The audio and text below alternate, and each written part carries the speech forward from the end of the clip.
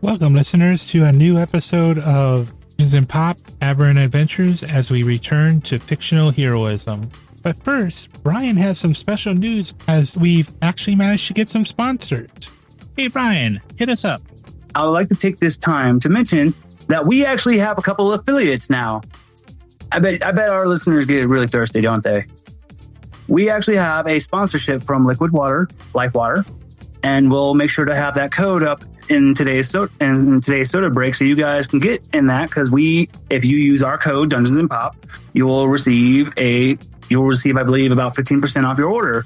And we know there's a bunch of people who have their hungry little youngins and babies out there. I got BB right here next to me. Our other affiliate is the company Nom Nom. They make specialized dog food meals for your pets, and BB just loves them.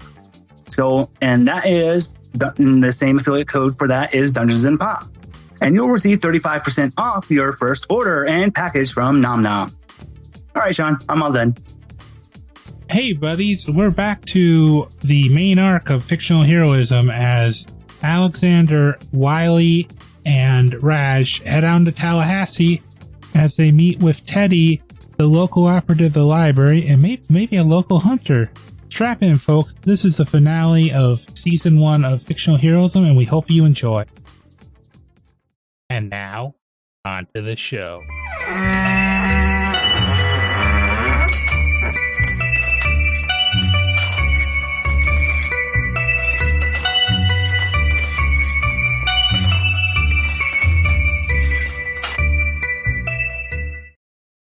Greeting, listeners, and welcome back to Fictional Heroism. It's been a year or so since we've released some of these this arc, and we have some old friends coming back and a newcomer.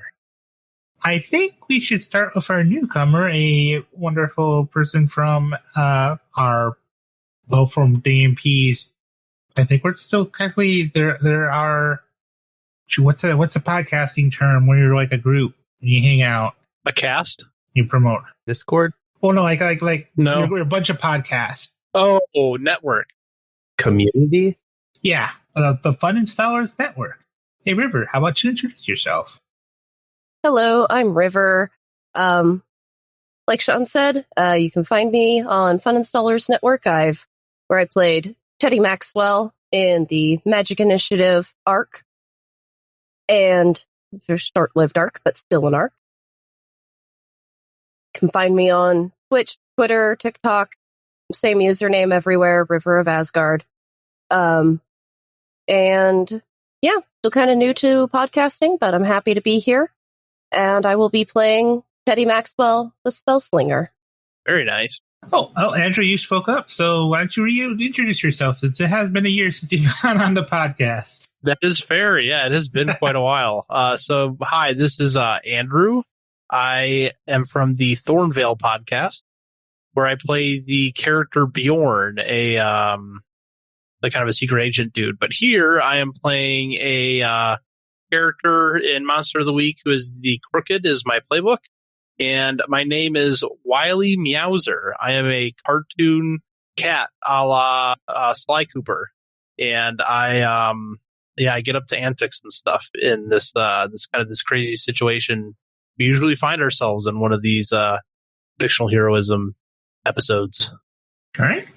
And then whoever speaks up first, the last two. It's a race off.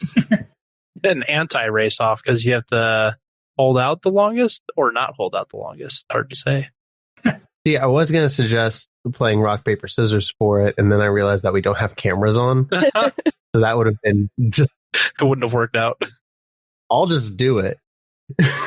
Just let there be a long, awkward silence, just 5 minutes of silence in the middle of the intro to the podcast. Very fair. Just coming in with commentary. Mm-hmm. Seems like Brian is holding out. Be the surprise commentary, yeah. Well, you did speak up first. I mean, you're supposed to go next, so you know. Yeah, you have to narrate it like you're narrating golf, though. You have to be a golf commentator in this situation. But hello, my name's Jason. I am the GM of Memester of the Week, and I do so many things there. Oh my gosh. But hello, today I am reprising the role of Alexander Bishop, who is now the Chosen. Previously was the Demonic, had a heartbreaking conversation with Gabe, whose name is so important and I can remember, obviously. And now we're here as the Chosen. Ready to take whatever comes at him, I guess. All right. And then lastly, Brian. Oh, I've been running Cyber Cities, my cyber fantasy game, and I'm so tired. And I am playing Raj the Wrong. I was an angel, and I'm an old man now. Because you're no longer an angel, right? Nope. Okay. Someone ate his angel cake. I don't like that because of the context that you can use cake in this term, in this vernacular with Raj specifically. Also, how did I completely forget that Raj had his entire shit taken from him and he's the wrong now? How? Well, he went off on his own, he split the party by going off on his own, and bad things happen. Yeah. Yeah, and then he just turned back up and he was Ash from the Evil Dead. Yeah. And calling everyone Billy. Yeah. Yep, that too. So when we last left the party, Wiley, Raj, and Alexander had found out a possible lead in stopping the lore worm, the menace to the entire universe that they had encountered a few times. That was literally an Eldritch bookworm. Well, I guess Eldritch isn't the right term. It's Eldritch in that it is crazily big. Let's put it that way. It's literally an entity that eats the identities of people and then replaces them. And they found out because another party managed to separate a portion of the worm from itself, and one of the players is now raising a teenage girl that is literally a piece of the worm. How's that for a sentence in the intro? Yeah, I was about to say, I was explaining RPGs to a coworker today, not RPGs, kind of more specific stuff, and I was talking to him about it, and he was like, "Yeah, that just sounds, kind of crazy. It doesn't sound like a normal story." And I was like, "Yeah, it's crazy. I think sometimes people just don't get that we say weird lines like that, and it totally makes sense sometimes." Yeah, I mean, it makes sense in context. Yeah. I mean, did you read about the Cosmic Cube girl from Marvel Comics 5 years ago? See, and here I was thinking it just brings a whole new meaning to, would you still love me if I was a worm? There you go. YN. From this little girl, they found out that the reason the lore worm was so invincible was that it had eaten its own name and hidden it away in a magic book that they have that other parties may or may not be uncovering, even in other games in this universe as we speak. Wink, wink.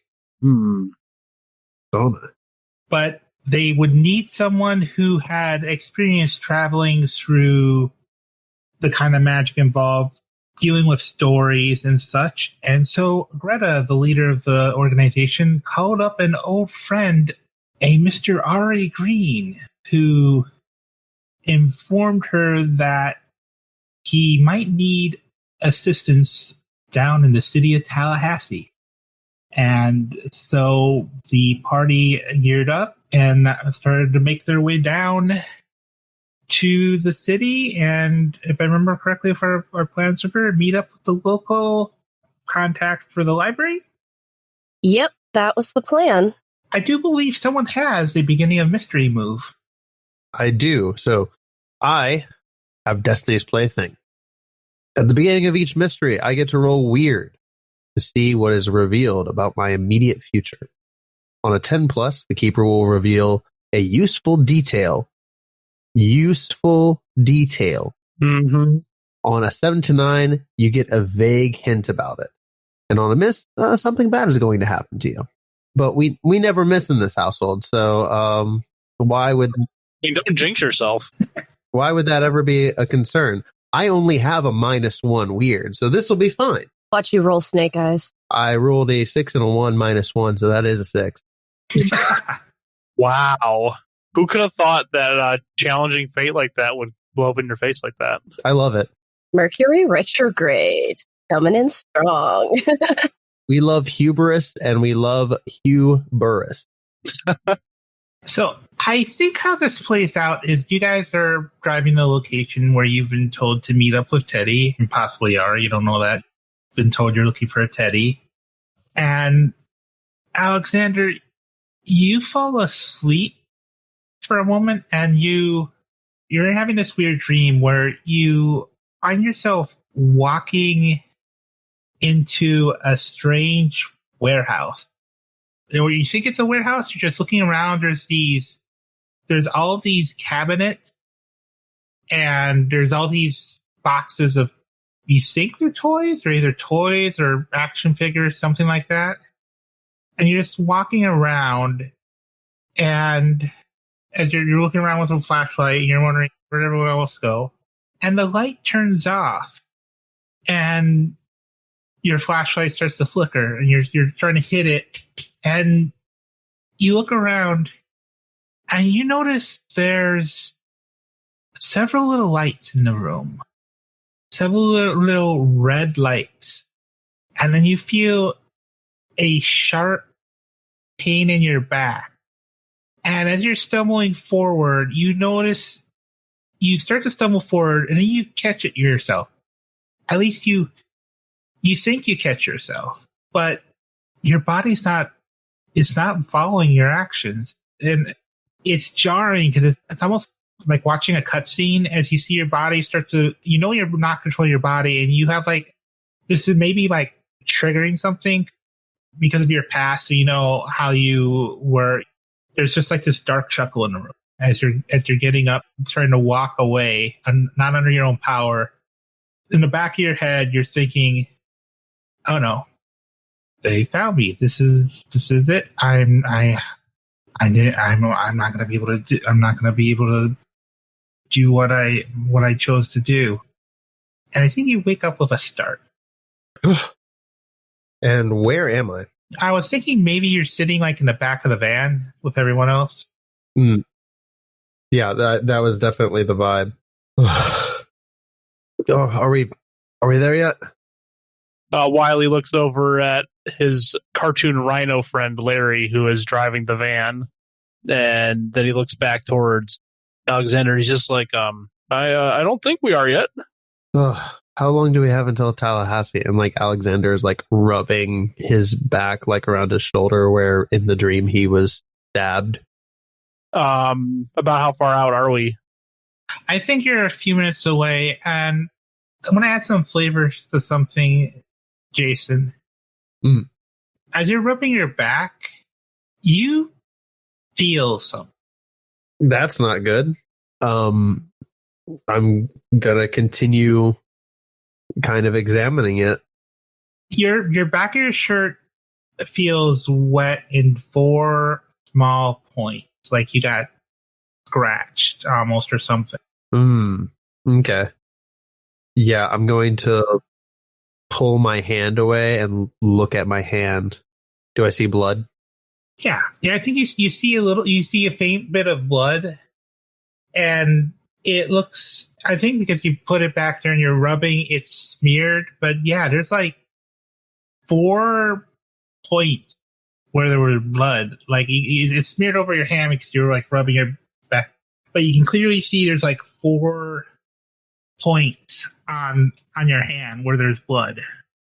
Okay. Yeah, Alexander just curses under his breath and then wipes the blood on his pants. Oh, is that blood? Oh, yeah, I must have scratched myself on something. And Wiley just kind of nods at you like that. That seems like a logical explanation. I don't think there's any reason to think otherwise unless you elaborate. Yeah, we've all woken up in the middle of the night and had extra scratches on us that we were well, that sucks. How did that get there? Yeah, right? Yeah. Yeah. It kind of comes with the territory too that we're going to get beat up a bit at some point. It's just yeah. Especially us cat owners, for sure. Like, Yeah, and you're sitting with one too. Not that I did anything, but you know. I am so sorry. Election season is happening in Japan, and everybody is loud as fuck and annoying, and it's going to make me have my Joker moment. Oh. I'm just going to mute this now and let someone else talk. I think the question then is, River, where does Teddy ask them to meet? How aware of the, shall we say, party composition is Teddy? Like, does Teddy know that a literal cartoon cat is part of the party? I think that Teddy was sent a message saying the cat burglar with the cat in quote, the old man and the Hellboy light were on their way. Because I figured Greta, she's been perpetually stuck reincarnating as the leader of this thing for so long. She has to get her jokes in where she can. Right, okay. I was going to say in a cafe or something like that. But yeah, you know what? Yeah. Teddy told them to meet at a cafe. She's not going to invite them to her temporary apartment in Tallahassee. So yeah, she's invited them to meet her at a little hole-in-the-wall cafe. It doesn't get a lot of customers, and she figures if anybody gives the group an odd look, she can just kind of shrug and be like, cosplayers, Oh yeah, that's a fair point. I mean, yeah, there is a convention. There is a convention, yeah. So easy cover. Yeah, actually, that does remind me, just because it's been a while, the larger world doesn't know about the fictional folks coming out of stories, right? Yeah. So I usually have to hide, right? Well, I think part of it, we usually have it where people usually pass off. It's the same thing. I think we've had it where Wiley usually has like a cartoonish, I want to say costume, but I think cloak, yeah. Like if you've seen Last Action Hero, the cartoon cat in that, where he had like the trench coat and stuff that hid features. Yeah, that makes sense. And if anyone else saw any further, they usually assume someone had drugged them or that he's just some weirdo. Right. And in this case, the latter is probably the case with this convention going on. So yeah. See, I was going to suggest Digimon rules where I just wear you in a backpack and everyone's like, wow, that's a really great stuffed animal. And then you talk and you're like, wow, that's a really great stuffed animal. Yeah. Yeah. I mean, if you guys want to do that too. Yeah, I am small enough, so I'm pretty short. How big is Wiley? I mean, I'm not super small, so I want to say I'm more like, I don't remember what we said when we first made the characters the first time. But I want to say I think around 3 foot. Yeah, it was about 3 feet. Yeah. Perfect. Yeah, roughly the size of a small child. You mean perfect, right? Of course. Obviously. I didn't know if you were making the joke or not already, but I had to stress it just in case it didn't catch on for everybody. So yes. Andrew, what was the rhino guy's name again? Larry. It's so my real quick. Yeah, I have the crew. So I've got Larry the rhino, and then Mercedes the frog. Okay. Larry just kind of pulls up next to the diner. Because they're like, well, we're here. And Wiley looks at everybody, and he just says, "So, we ready to go?" Yeah. Let's go ahead and get started. Alexander will straighten his tie and get out of the van. Yeah, Raj will just stumble awake and just follow behind. And we head out of the van. I think Larry and Mercedes will stay behind for now. And they'll probably join us later if needed. Yeah. After the last couple times, Larry has learned his lesson from the first mission, I think. Yeah. Yeah, they've been put through the ringer a little bit. So you guys are heading inside? Mm-hmm. Yep. River, what do they see? So they see it's a pretty empty little cafe. There's not a lot of people in there, and sitting at a booth, they see a young woman, about 25 years old, and she has curly hair cropped really short, like a pixie cut, and she's wearing nice clothes, but very just nondescript kind of clothes. All they can see from where she's sitting is just a plain white t-shirt and a jacket, which is probably a bit out of place in Florida, but she doesn't feel quite complete without a jacket, and just a plain black jacket. And she's just sitting at this table, at this booth, with a single cup of coffee in front of her. And as they get closer, they can see that it is a shit ton of cream and sugar has been added to it. It pretty much doesn't even look like coffee anymore. She may as well have just mixed milk and sugar together. But she likes her coffee how she likes her coffee. And she just kind of looks up and she sees one of the most eccentric groups she's ever seen walk in, and figures, okay, yeah, this is probably who I'm supposed to be meeting. I think she can see Wiley's little nose kind of sticking out a little bit from behind the upturned collar of his coat, and just kind of, just gives a little two-fingered wave and just kind of gestures for them to join her. And she'll see just a little nod from Wiley as he starts making his way over, and he takes a seat. Alexander's going to go order lattes for everyone. Good idea. Yeah. As she sees you do that, she's going to say, French vanilla for me. Thank you. And just kind of looks over at Wiley and says, all right, Furball, do you need a booster seat or something? No, I'm fine. I get around. All right. Yeah, I think the guy behind the counter, I want to say he's a tall guy. He does not look like he should be working at a cafe, but he's pushing up his glasses and nods and stuff. All right. So that'll be I think for a moment he just taps up the sign. He looks like he hasn't been working there in a while. Yeah, that'll be $10. Damn, you guys actually have fair prices. That's great. Yeah, Alexander pays the man, waits for the coffee, walks over, and the man has a name tag that says Thai on it, and he very methodically starts the lattes. This seems like this is not his first rodeo. Okay. Hey, Jason. Oh, no. Can I get a weird roll from Alexander? Yeah. No. No, you can't. Because that's another 6 on the dice -1. That's 5. Okay. You feel a tug in the back of your head. I think you hear Gabe. No. All right, let's get to the table. Fine. Yeah, Alexander goes and sits down. He's like, sorry. I'm sorry. I don't want him to recognize it. So Alexander sits down with the rest of the group.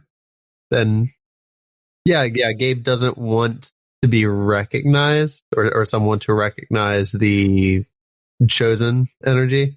Yeah. Interesting. Taking note of that. All right.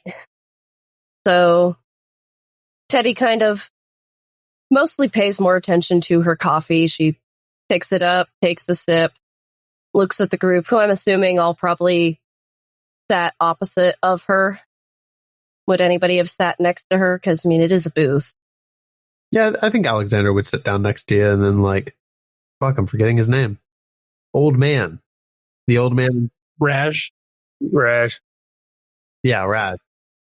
Raj and Wiley can sit opposite, and Wiley can kind of tuck into the corner, so Raj body block. Yeah. Yeah, because Wiley sat down first, so that makes sense. Yeah. All right. So, so she takes a look at everybody and she says, well, yeah, looks like a gang's all here. Then, what were you told? Someone who is going to help us with hunting a certain troublesome worm needs some help here. Yeah, that sounds about accurate. I'm still a little new to this whole library business. I am finding myself a little in over my head. This seems a little more than what I anticipated. I thought I was just going to be, shooting lightning at assholes. This is kind of hard to shoot lightning at a worm that may or may not exist. How is this even working, really? We're still kind of figuring that out as we go. Yeah, still exists, but taken its name off the table, which we need to kill it. Yeah. So it's like playing chess with an opponent, but the king is on the underside of the table. Off the board. Yeah.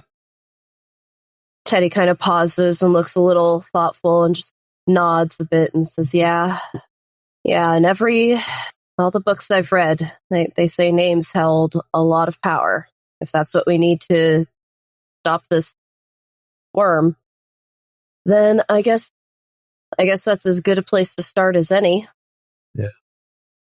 So Sean, Teddy was just told basically that she was meeting 3 people and that they were going to help her with the worm problem. That's it? Sort of. Basically, you're told they were coming and that Teddy was told they were going to meet up with you and Ari Green. I think you and Ari have ran into each other a few times as the whole vampire thing has disappeared miraculously. And I think you guys may have exchanged numbers, and I need someone to roll me a luck roll on something. I nominate Rash. Luck roll? Yep. Ready?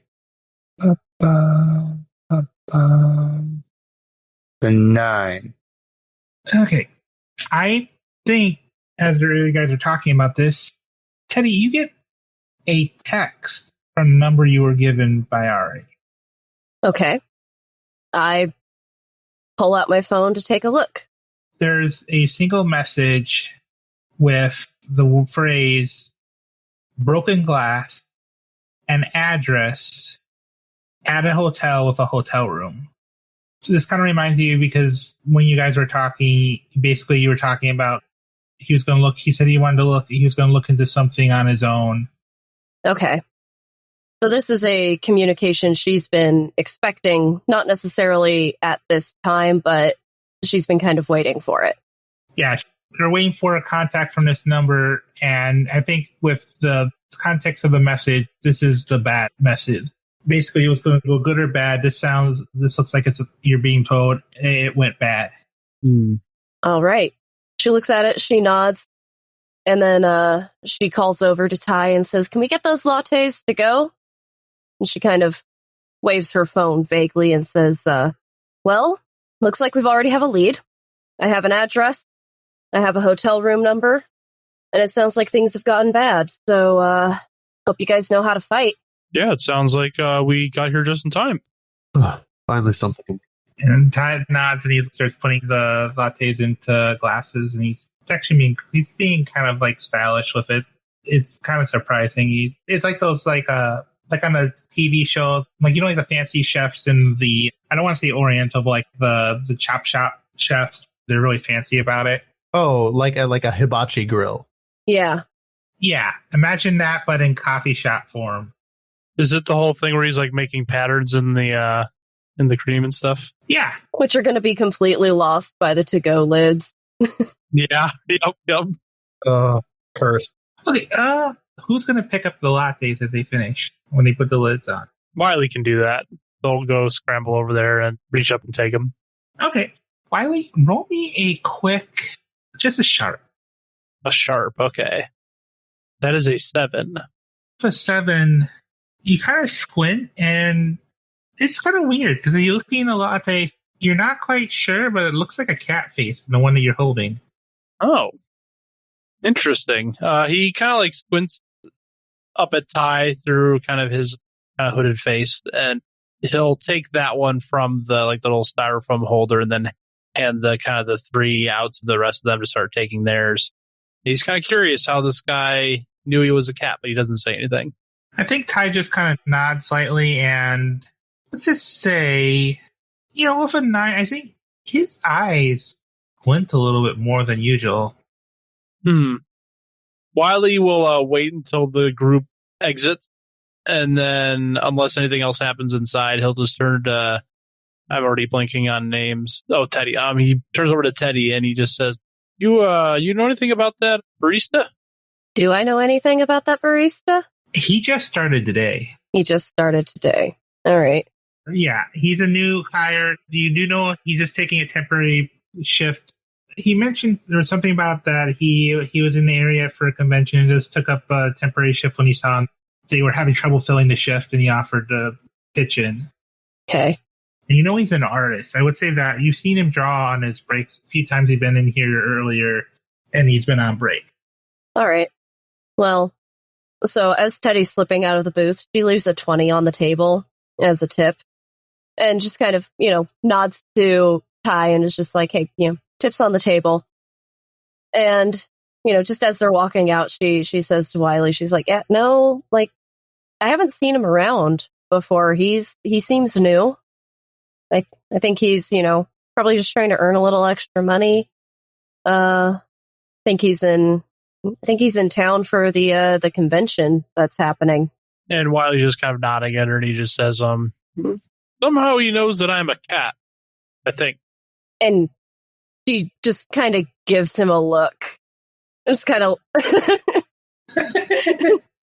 Somehow he knows is a verb. She gives him a look, and she pats his head and kind of scritches between his ears. And just like, yeah, somehow. That's right. Yeah, he leans into it like that's definitely a weakness of his. But then he realizes what he's doing, and he just kind of like stops and like kind of pulls back, not like suddenly or anything, but he like kind of just slips out of it, and he just says, yeah, we should probably make our way over to that hotel room fast. Yeah, let's do that for a ball. Also, do you guys drink the lattes on the way over? Oh, Wiley definitely does. All right. Alexander's like having a sip, savoring it. Teddy is going to kind of take a little sniff, and I think I'd like to read a bad situation before she sips it. Yeah, all right, yeah. All right. That is a 9. All right. What is the question you want to ask? I'm going to say, are there any dangers we haven't noticed? There doesn't seem to be anything wrong with the coffee. You do get a sense it does have a touch of magic, but I think because you're experiencing magic, it's not a threat. But you're examining the coffee, you can feel the lingering energy of magic to it. You're not sure what type of magic, but it doesn't seem to be hostile. Yeah, I think she's going to not drink her coffee then. Even if it doesn't seem to be hostile, if she can't quite identify the magic, she's not going to touch it. Everyone who has drank the coffee, mark down your next act under pressure roll, you get a +1. Trash threw that coffee straight in the trash. Like, nope. Hey man, that costs like $250. Rash gives you a 5. Fair enough. Wait, where does Rash have cash? In his angel cake. Oh god. You're not at Rash has been up to things in downtime. All right. He discovered alcohol. I just need to say that as far as Wiley's concerned, he is just like, he is very happy with this latte. It is very good latte. Because he's a cartoon cat, he doesn't have to worry about the fact that he's actually having some kind of cream or milk. So yeah. Oh yeah. Because it's in the cartoons where cats want milk anyways. So there you go. He's very happy. Also, Rad discovered alcohol for himself. I don't feel like that's a new discovery for this guy. Oh, for Raj, this is the first time he's ever been able to get drunk. Fair. Ah. Right, yeah, because he's not an angel anymore, yeah. Yep. Really taking care of that old man liver of yours, aren't you? Nope, that thing's dead by now. Raj just looks at Wiley and just pulls out a silver flask and just likes it. Where were you? I found a liquor store. Exactly. And what? I drank it. Yeah, and I drank it. I drank The whole thing. I drank the whole thing. You ever seen an angel depressed? Well, now you have. Okay. So I think you guys are driving up, and you get to the hotel room pretty easily. I think as you're walking up to the hotel room, the blinds are closed. Does anyone knock? This is like a kind of like hotel with like the exterior walkways, right? Yeah. He got the text, so Teddy's gonna knock. Yeah, we were told to come here, so yeah. Yeah. Okay. I think as you knock, no one answers. What do you guys do? Oh, I have the perfect move for this. Oh, go for it. I have the burglar move, which says when you break into a secure location, roll plus sharp. On a 10 plus pick 3, on a 7 to 9 pick 2. Does that make sense here, you think? Yeah, I think so. All right, so Wiley is going to like reach into like a pocket and pull out his thieving tools, and he's just going to kind of turn to the group and just say, give me a bit of a screen or something, and I'll take care of this. Teddy immediately takes up the best, most advantageous position to kind of block what his hands are doing, but she's also totally kind of peering over because this was her bread and butter. She used to be a thief as well, and she is enjoying watching somebody else at work. Like, she's kind of studying Wiley's technique, and yeah, she's just kind of watching, and she's got a little smile on her face as she watches. Yeah, I like that. And the roll, I got to do that so we actually know what happens. I almost forgot. Wow. Okay. Well, I got a 5. Ooh. I rolled really bad. That's like my best stat. Oh. I rolled really bad. Are we doing the situation where 2 people can help out and each add a +1, or only one person can help out at a time? I think you have enough people. I would let 2 people help out. Okay. All right. Teddy's going to help. Just lead to more problems, you know? Yeah. If they like roll mixed successes and fails and stuff, you know? Raj is being fair, letting y'all try this way before we do this the rag way. Well, I just feel this is like the perfect situation for me, and I'm bungling it right away. Yeah, Raj has just dropped his duffel bag, and he's pulled out a massive cigar. Come on, Wiley, you got this, man. yeah, Teddy looks at that cigar and she's like, that's evidence. Put it out. This is mine. Also, I rolled an 11. Ooh, nice. Nice. Okay, an 11. So you got +1, so that'll bring us up to a 6. Mm-hmm. Then Alexander's just going to look over Wiley's shoulder and say, I think I watched an episode of you doing this to this kind of door, and just kind of like reminding him of how he has done this before. Yeah. I think you've used that tool, not the one you're currently trying to use. Yeah. This episode. Yeah.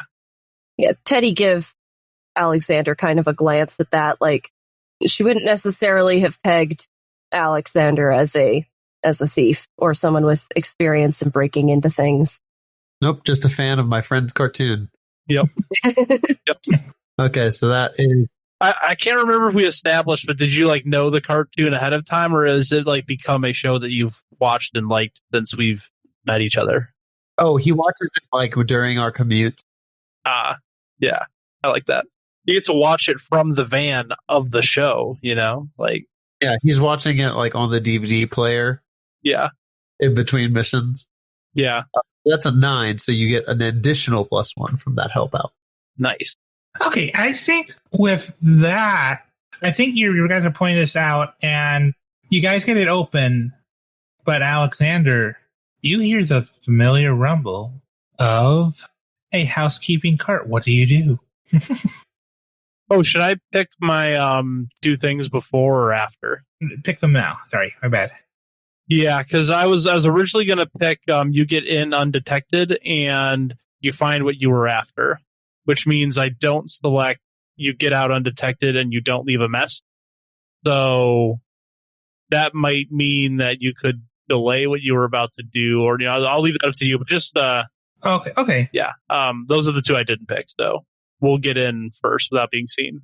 There's a reason why I asked what Alexander does when he hears the card. I didn't say he sees the card. Oh, okay. But yeah, Wiley just kind of, click, and it opens up, and then it sounds like Alexander hears this card coming. It doesn't look like we have a ton of time. I'll let you guys investigate and buy us a little bit of time. And Alexander is going to head towards the cleaning cart. Okay. And as Alexander's going to be a distraction, Teddy is going to grab the do not disturb sign from the inside of the door handle and put it on the outside to try to buy them that little bit of extra time.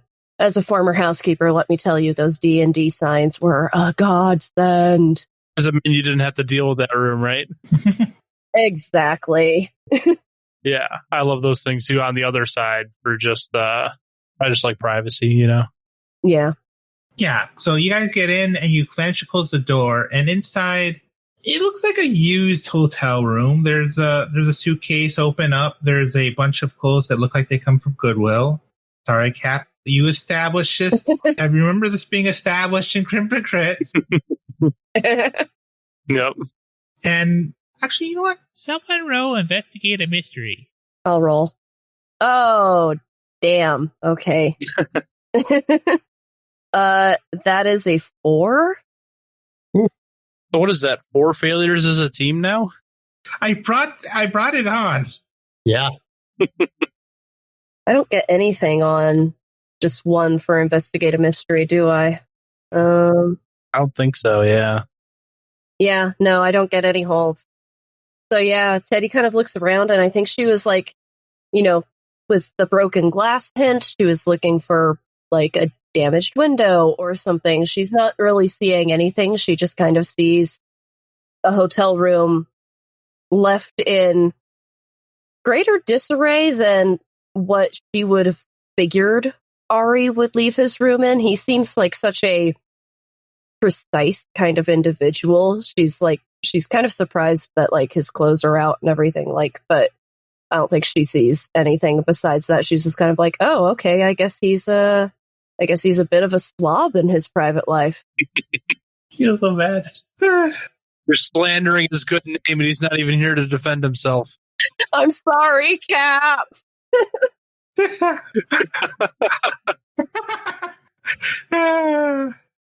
It's just weird. Just a lot of stuff thrown around. There's some pamphlets. There's a notepad somewhere. There's the clothes. There's just...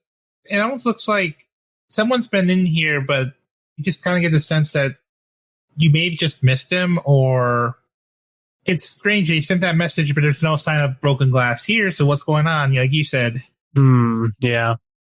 Could I read a bad situation while maybe some other folks do their own looking around, investigating? Yeah. Yeah, I was about to say, I think Wiley would still be trying to look around as well if I'm allowed to also roll.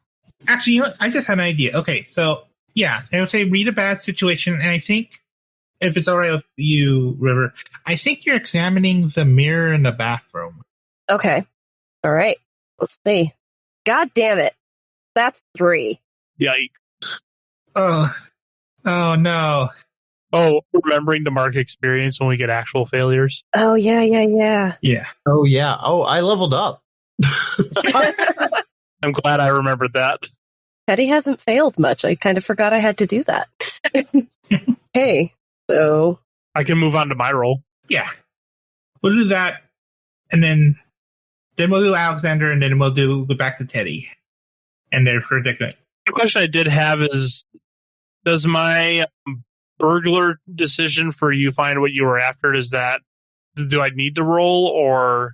Oh, yeah. Actually... Did I just find stuff? With that, I think I want to have it be investigate a mystery, because you did find what you want, and you found is a hotel room, but you don't know what you're looking for in here. Then I'm going to make the investigate a mystery roll, which I get a 7.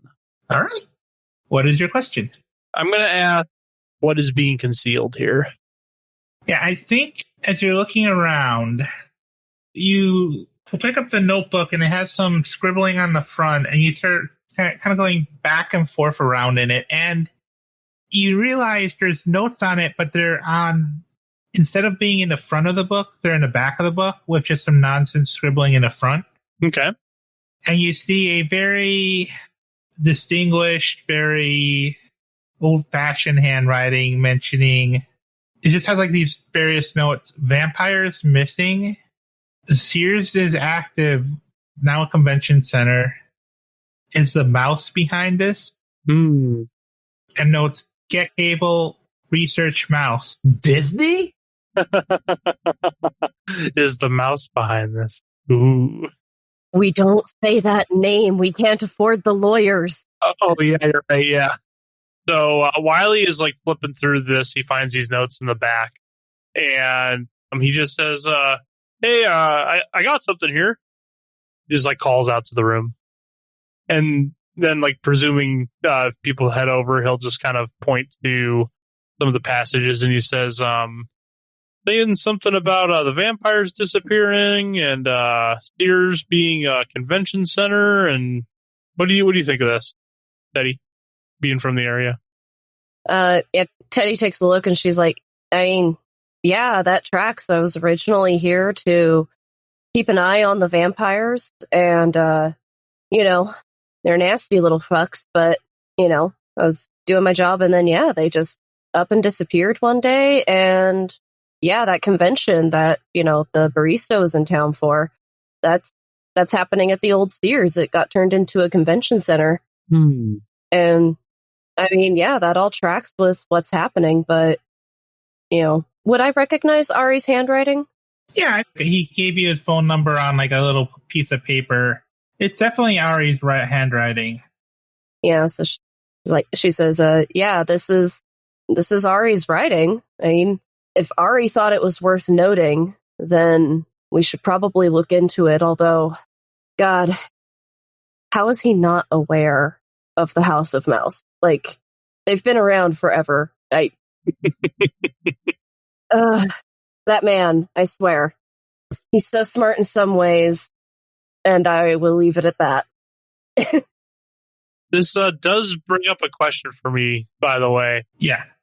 Does Wiley know if this is speaking about a particular mouse, or? No, I think Wiley knows of the House of Mouse. It's just a popular cartoon and franchise. It's not a competitor. It's a competitor. A competitor. Yeah. Yeah. I probably don't like them. Multimedia conglomerate. He just kind of like frowns in distaste at that.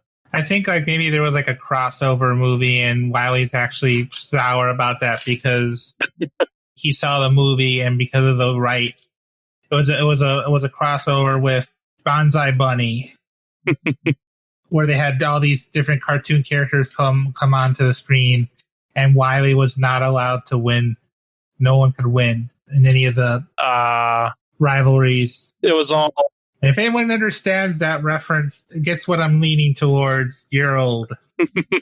I don't get it, but I will say that definitely gives you the vibes that Wiley is feeling like he was kind of cheated in the past. He was like brought into this crossover event and then couldn't. Yeah, it was in the movie Who Frauded Bonsai Bunny.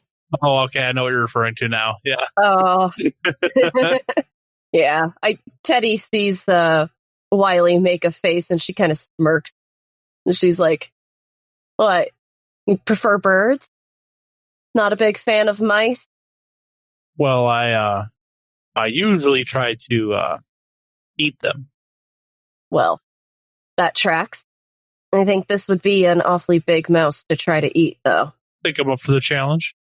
Someday, though. Is Wiley's arc infiltrating the House of Mouse and then taking it down through a power fantasy?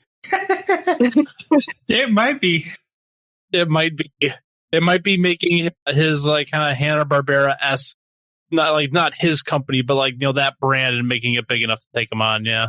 I like the idea of like old 70s cartoon guerrilla warfare.